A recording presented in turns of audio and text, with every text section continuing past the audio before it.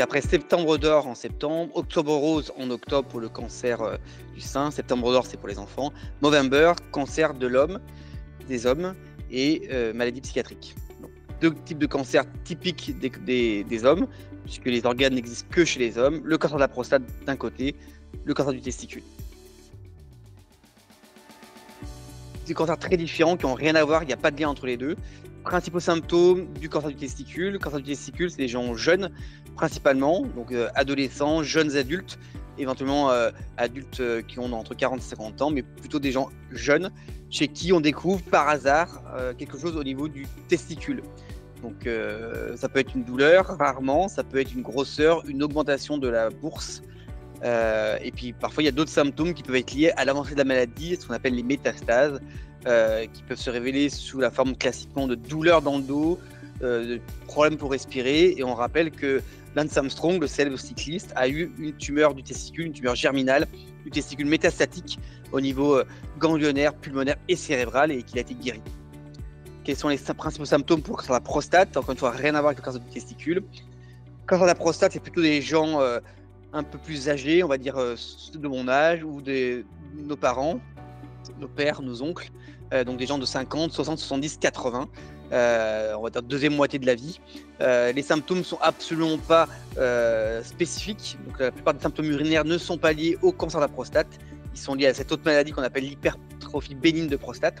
Donc par hasard, le plus souvent on découvre un cancer de la prostate sur des symptômes urinaires qui sont liés à autre chose. Classiquement, un dosage de PSA qui a été fait par hasard, où on a un PSA élevé.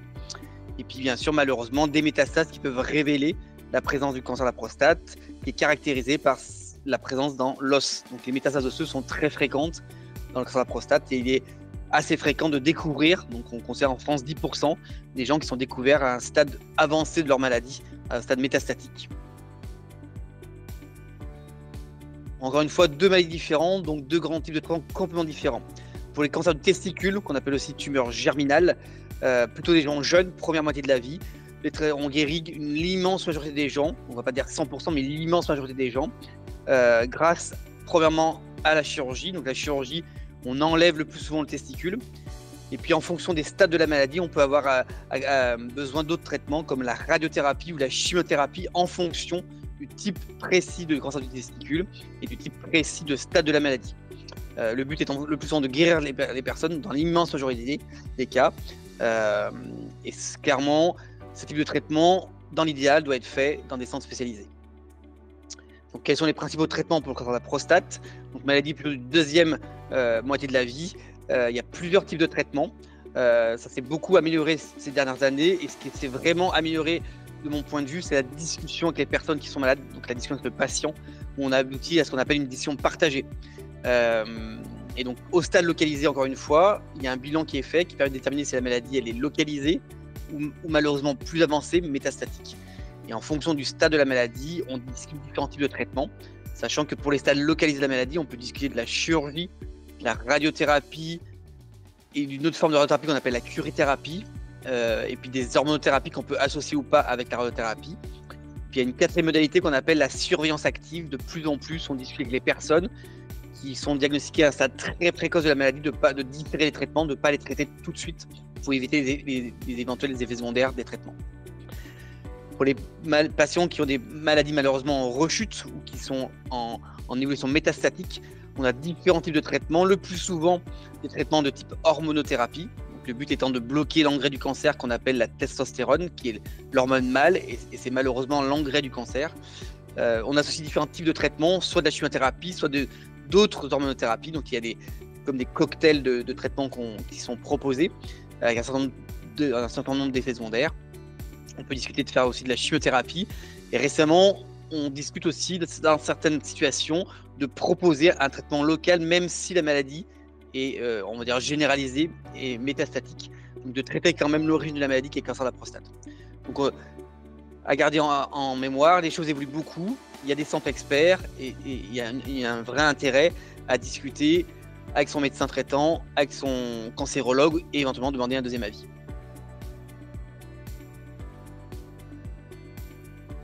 Le principe de la prise en charge des tumeurs germinales, donc cancer du testicule, c'est de guérir les patients. avec des traitements plus ou moins importants, plus ou moins lourds, en fonction de l'extension de la maladie, et en même temps, depuis quelques années, aussi de proposer chez les patients qui auraient des maladies moins agressives ou moins avancées, ce qu'on appelle une désescalade des traitements. Donc il y a vraiment deux mouvements, l'un étant de moins traiter des patients qui ont une maladie de bon pronostic, et puis à l'inverse, chez les patients qui ont une maladie qui semble plus agressive, d'augmenter les traitements dans le but de guérir plus de personnes. Encore une fois, les tumeurs du testicule atteignent malheureusement des gens plutôt jeunes, jeunes adolescents, jeunes adultes. Quels sont les principes pour les cancers de la prostate? Les cancers de la prostate, vraiment, c'est de mieux définir l'extension de la maladie. Donc aujourd'hui, on a de nouvelles techniques d'imagerie, de nouvelles techniques aussi de biologie moléculaire qui nous permettent de mieux préciser, d'être plus précis dans notre médecine, ce qu'on appelle la médecine de précision, et de mieux adapter les traitements aux patients qui ont tel ou tel maladie. Donc c'est vraiment le grand principe aujourd'hui dans le cancer de la prostate. Comme on l'a vu, il y a eu beaucoup d'avancées. Moi, je retiendrai vraiment deux choses pour le cancer du testicule, deux choses pour les cancers de la prostate. Vous allez voir qu'ils sont un peu en commun. La première chose, pour les gens qui ont des cancers du testicule, on se rend compte depuis 20, 30, 40 ans que clairement d'être traité dans des centres experts permet d'augmenter la survie des personnes qui sont traitées. Donc ça, clairement, avoir accès à un deuxième avis, avoir accès à des centres experts qui sont spécialisés dans la prise en charge des personnes qui ont un cancer du testicule, c'est une priorité pour nous.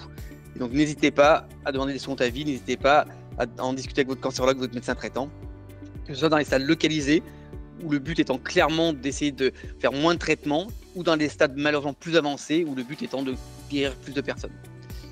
Et puis le cancer de la prostate, c'est un peu la même chose. Les deux grandes avancées pour moi, c'est premièrement, en particulier dans les stades localisés de la maladie, on sait qu'il y a différentes options. Nous médecins, on ne sait pas quelle est la meilleure, et donc le choix revient in fine au patient. Donc clairement, dans toute édition médicale, le patient est partenaire, mais là, il y a vraiment cette décision qui est partagée. Ce n'est pas le médecin qui va choisir, c'est vraiment le patient, parce que les différentes options ont le même résultat oncologique, cancérologique. Par contre, il y a des effets secondaires différents. Par contre, le vécu va être différent, donc la personne peut choisir vraiment l'option qui lui convient le mieux personnellement. Et donc ça, cette décision partagée, cette discussion entre différents médecins avec le patient et de laisser la personne choisir in fine son traitement.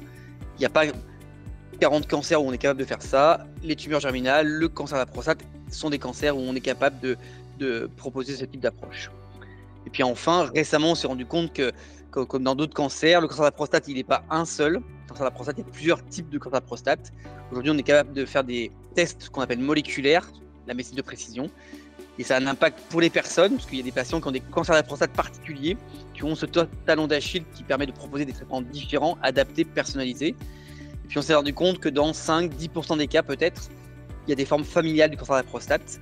Et donc ça, c'est vraiment une prise de conscience qui est assez récente, de moins de 10 ans, et qui doit être accessible à l'ensemble des personnes qui ont ce type de maladie. Merci beaucoup.